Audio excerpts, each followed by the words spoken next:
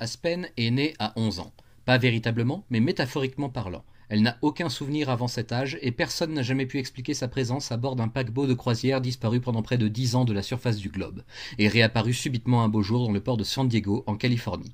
Une seule chose est sûre à l'époque, Aspen n'était pas à bord au départ de la croisière. Mais qui pourrait se méfier d'une enfant perdue ? Recueillie par le capitaine Matthews, qui l'adopte et lui donne son nom, Aspen devient une jeune américaine comme les autres. À 16 ans, attirée d'aussi loin que remonte sa mémoire par la mer et ses mystères, Aspen Matthews teste un cours de plongée sous-marine qui aurait pu se finir tragiquement quand sa réserve d'oxygène ne s'est pas déclenchée à temps.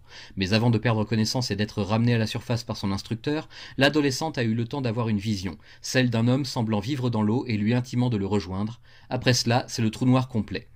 Devenue docteur en biologie marine, Aspen a maintenant près de 26 ans et elle a été sélectionnée pour intégrer une unité d'élite scientifique à bord d'une station sous-marine expérimentale baptisée DMD, une construction commune entre le Japon et les États-Unis. Là-bas, la jeune femme émerveillée va devoir obéir au secret défense et surtout étudier de son mieux un étrange engin fiché dans la roche ainsi qu'un invité bien singulier, l'homme de sa vision. Enfermé sous ses yeux, dormant calmement dans un caisson d'eau à sa propre demande, comme si tout allait de soi.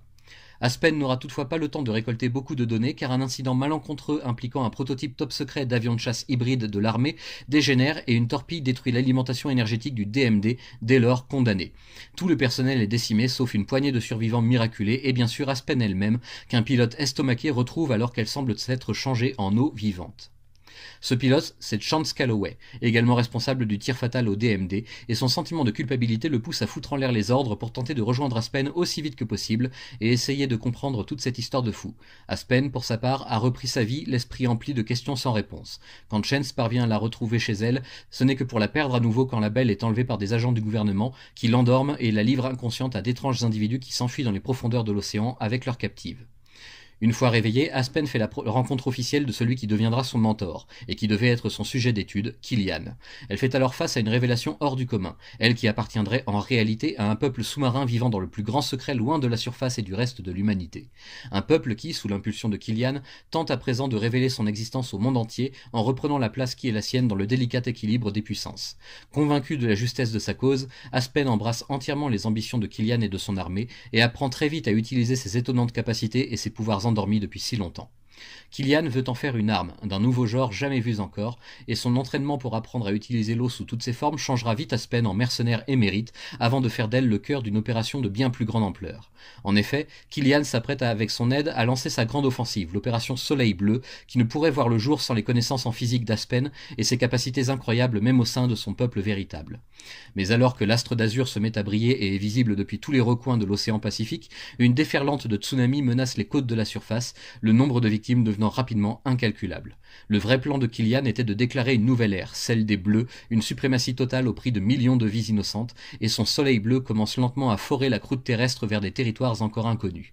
Heureusement, grâce à de solides alliés qui lui révèlent toute la vérité au sujet de cette opération, Aspen se retourne contre Killian et parvient à détruire le soleil bleu avant le point de non-retour. En cet instant, Aspen Matthews s'efface pour laisser le champ libre à une puissance comme le monde n'en a jamais connue auparavant, un court moment de divinité pure avant de retomber dans l'inconscience.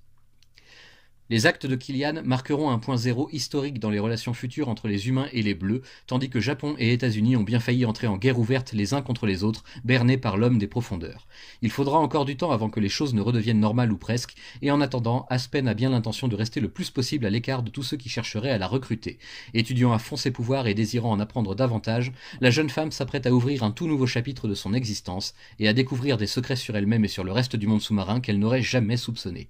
Bien des aventures l'attendent à présent, ainsi que la lourde responsabilité de faire cohabiter deux mondes que tout oppose, celui que l'on connaît et celui d'en dessous. Michael Turner était un artiste de génie, un dessinateur fantastique au style extrêmement détaillé et, oserais-je le dire, pur. Il suffit de regarder une seule des planches de cet album, au hasard, pour se rendre compte de la qualité de travail que cela devait lui demander, de la quantité également, ainsi qu'à ses assistants et toute la passion qui l'animait alors. Décédé d'un cancer en 2007 à l'âge de seulement 37 ans, Michael Turner aura marqué son époque comme aucun autre avant lui, ni après si vous voulez mon humble avis. Doué avec les crayons comme dans tant d'autres domaines, c'est surtout sa passion vibrante pour les mystères des profondeurs marines qu'il a cherché à transmettre et à illustrer dans cette œuvre, Phasm, reprise ici intégralement d'après ses travaux par Delcourt sur le modèle adopté par la maison d'édition Aspen Comics pour rendre hommage à son créateur via une campagne sur Kickstarter il y a quelques années maintenant. Chez nous, Delcourt a donc décidé de faire paraître deux grosses intégrales, l'une sur la série Phasm telle que dessinée par Turner et l'autre sur sa seconde grande série, Soulfire, que je vous laisse le soin de découvrir entièrement par vous-même. Celles et ceux qui suivent mes articles sur le blog le savent, Michael Turner est pour moi une influence majeure et il me semblait plus qu'évident de dédier mon millième article régulier à sa plus grande réussite, rendu disponible par les bons soins de Delcourt et dans un format de prestige qui fait oublier la précédente tentative de parution, d'il y a une grosse quinzaine d'années, interrompue par manque de public. J'espère qu'aujourd'hui tout cela est derrière nous et que le succès de ces magnifiques intégrales va relancer la machine et donner l'envie à Delcourt comme à d'autres éditeurs de traduire et de publier d'autres séries de chez Aspen Comics. C'est déjà le cas d'ailleurs si vous le cherchez bien.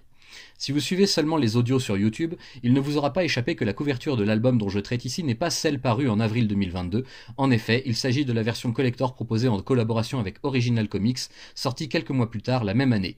Je la trouvais bien plus adaptée et surtout raccord avec l'esprit de cet épais volume, sans le spoil que contenait la première. J'ignore le tirage exact, si vous parvenez à en trouver des exemplaires, sautez dessus, c'est tout ce que je peux vous conseiller. L'album en lui-même se compose donc de plusieurs récits des tout débuts de Phasm par son auguste créateur, des simples essais publicitaires aux premiers grands arcs définis et aboutis, du temps de chez Topco avant le passage chez Aspen Comics en 2003. C'est une véritable mine de renseignements et un trésor inestimable pour qui cherche à retrouver l'esprit créatif de cette fin des années 90 chez les éditeurs indépendants. Un morceau d'histoire des comics comme on en rencontre rarement depuis. Petite fun fact, Phasm est bien plus qu'un titre de série à succès. C'est aussi un jeu de mots en anglais qui fait à la fois référence à une unité de mesure sous-marine et au concept de recherche de compréhension instinctive de ce qui nous entoure. À méditer. J'adore cette série, tout simplement géniale, et si vous désirez connaître la suite des aventures d'Aspen Matthews, je vous invite à aller chercher les articles sur la VO sur le blog Radiophonique. Ce sera un plaisir pour moi de vous aiguiller et de vous donner l'ordre de lecture adéquat. Certains d'entre vous se diront que les thématiques abordées dans cette série ne sont pas vraiment originales, ne sortent pas vraiment de l'ordinaire, que c'est peut-être du déjà-vu ou du réchauffé. Et c'est vrai, en un sens, nous ne faisons jamais que réinventer perpétuellement les mêmes choses, récits y compris, mais la façon de le faire importe autant si ce n'est davantage, et Phasm, sous l'époque de Michael Turner, est un vrai bijou à contempler sans retenue aucune. Les nombreuses suites ne se valent pas toutes et ne sont pas toutes de cette qualité exemplaire et incroyable, et comme souvent le début est bien mieux travaillé que le reste, aussi je comprends la volonté de Delcourt de ne pas pousser plus loin l'édition de ce titre, du moins pour le moment, car sait-on jamais. Je pourrais passer des heures à disserter sur les merveilles d'un talent comme celui de Michael Turner et des raisons qui font que j'adore Phasm et Soulfire, mais ce serait vous faire perdre un temps précieux que vous pourriez utiliser pour découvrir ces séries par vous-même, ce que je souhaite de tout cœur. J'espère avoir réussi à vous rendre curieux, n'hésitez pas à me partager vos réactions et vos avis à votre tour, et n'oubliez jamais que ce que l'on connaît dépasse largement tout ce que l'on pense connaître. Bon voyage.